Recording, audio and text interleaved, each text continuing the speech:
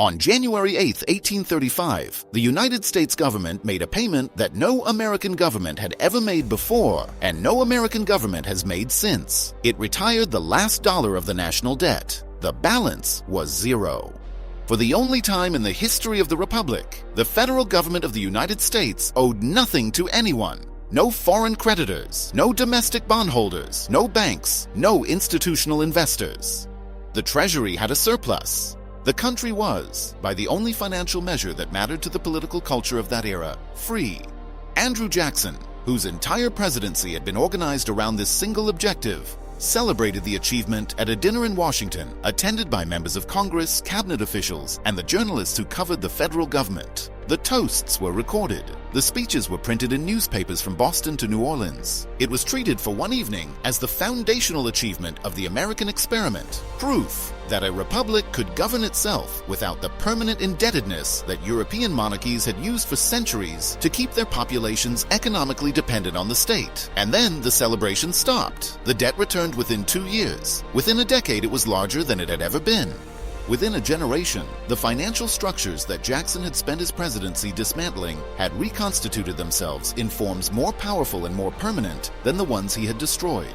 The zero balance of January 8, 1835 became a historical footnote rather than a turning point. And the question of what happened in the 36 months that followed, what decisions were made, what institutions moved, what pressures were applied, and why the only moment of complete national solvency in American history lasted less time than a presidential term is a question that the standard historical record answers incompletely, and that a Treasury Department report produced in 1836 addresses with a directness that its classification status kept out of public circulation for longer than the subject warranted. Andrew Jackson's war against the Second Bank of the United States is one of the most documented political conflicts in early American history, but the documentation is lopsided in a way that matters. The political narrative, Jackson versus Nicholas Biddle, the veto of the recharter in 1832, the removal of federal deposits in 1833, the bank's eventual expiration in 1836, is well covered because it was a public fight conducted in Congress, in newspapers,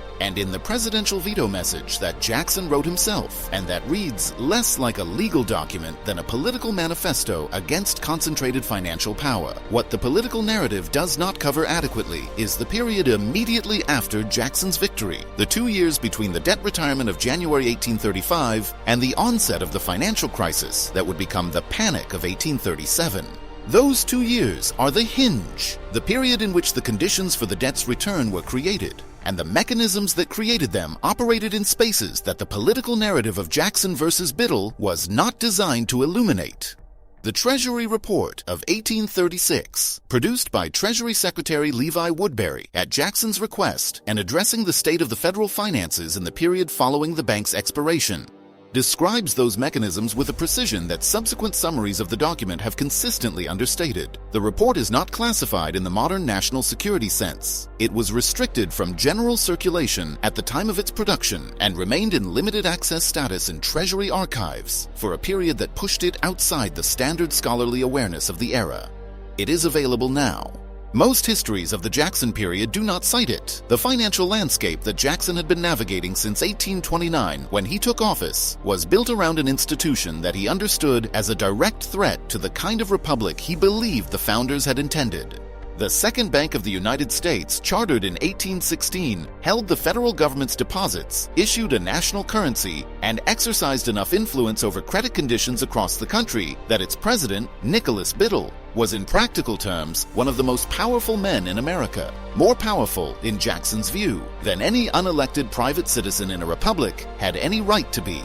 Jackson was not wrong about Biddle's power.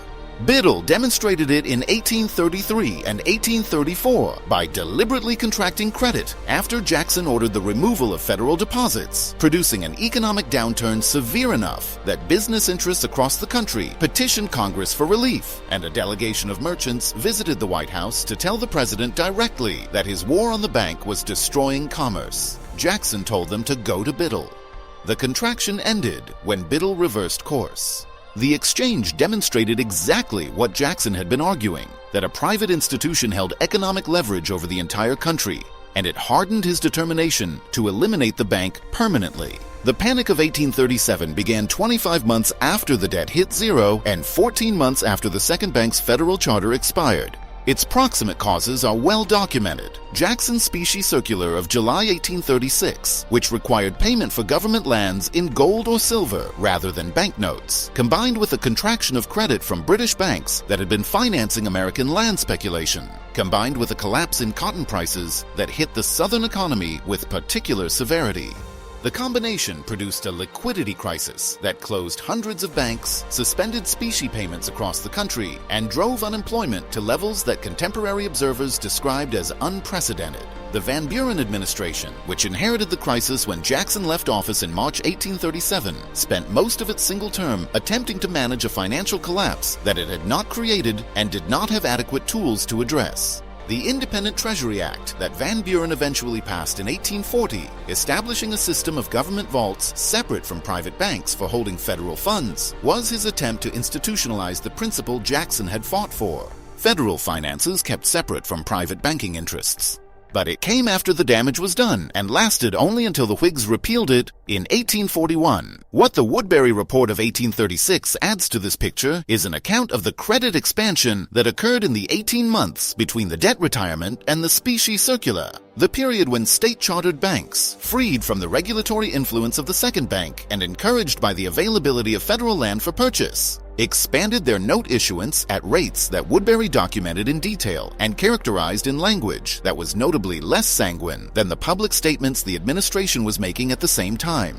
The report identified specific state banking institutions whose reserve ratios had deteriorated to levels that Woodbury considered dangerous, named the land speculation markets in the Southwest and Midwest that were absorbing the expanded credit, and projected, with an accuracy that the subsequent 18 months would confirm, that the combination of overextended state banks and inflated land values was not sustainable without either a correction in land prices or a significant expansion of the metallic money supply that was not available. The report recommended the specie circular as a corrective measure.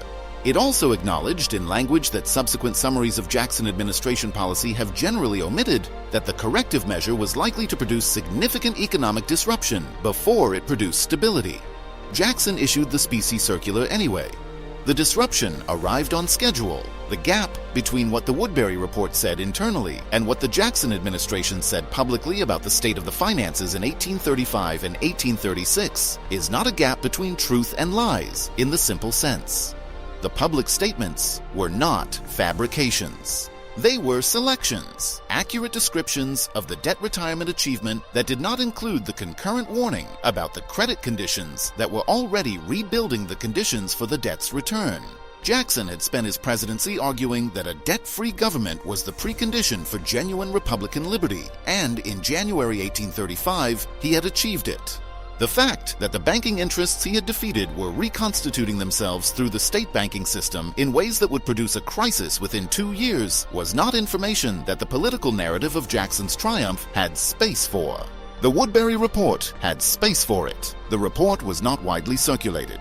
The crisis arrived anyway, and the debt that Jackson had retired at zero returned and grew from that point without interruption to the present. The trajectory of the national debt from January 8, 1835 forward is a continuous line that never returns to zero and that accelerates at specific moments corresponding to specific decisions.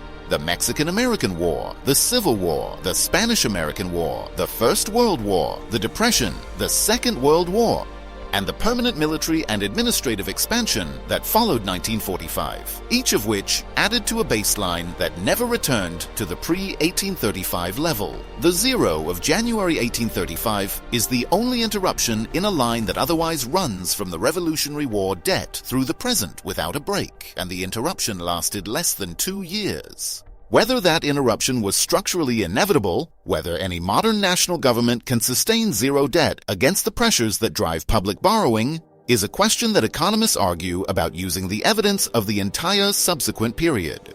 What the 1835 moment suggests, and what the Woodbury Report documents in real time, is that the mechanisms that rebuilt the debt after Jackson eliminated it were already operating before the elimination was complete. That the state banking expansion that preceded the Panic of 1837 began while the federal debt was being retired, and that the two processes, debt retirement and credit expansion were not sequential but simultaneous, which means the zero balance of January 1835 was achieved at the same moment that the conditions for its reversal were already in place. The political culture of the Jacksonian era understood debt, particularly government debt, in a moral register that later periods have largely abandoned. The idea that a nation in debt was a nation in a form of servitude, that creditors held power over debtors in ways that compromised the debtor's freedom regardless of the legal framework surrounding the obligation, was not a fringe position in 1835. It was the mainstream political consensus of the Jacksonian coalition, articulated by Jackson himself in terms that drew on both classical Republican theory and the lived experience of farmers and small business people who understood debt as the primary mechanism by which larger economic actors extracted value from smaller ones. The celebration on January 8, 1835, was a celebration of freedom in a specific and literal sense. Freedom from the creditor relationship that Jackson believed was incompatible with genuine self-government. The fact that the freedom lasted less than 2 years does not make the achievement meaningless. It makes the mechanisms that ended it worth understanding, which is why the Woodbury Report matters, and why the gap between what it said and what the administration said publicly is worth sitting with rather than footnoting. The report is in the National Archives. The debt retirement records are in the Treasury Department's historical files. The newspaper accounts of the January 8th dinner, with the toasts and the speeches and the celebration of a zero balance, are in the digitized newspaper archives that cover the period. The Panic of 1837 records, the bank closures, the suspension notices, the congressional testimony about unemployment and commercial collapse are in the same archives 25 months later. You can read them in sequence and watch the zero become something else. And the report that Woodbury wrote in between is the document that explains the sequence most directly. Most histories of the period summarize it. Read the primary source when you can.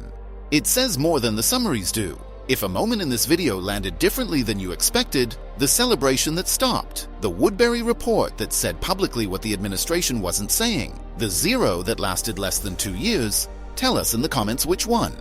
The actual moment, not the general topic. This community carries research that goes further than any single video, and the threads that come out of that are worth reading. If your own research into American financial history, family property records, or the economic history of this period has turned up something that connects to what we covered here, bring it. We want to know what you found. Subscribe if you want to be in the room when we keep going. This is one thread in a much longer story, and we are nowhere near done pulling it.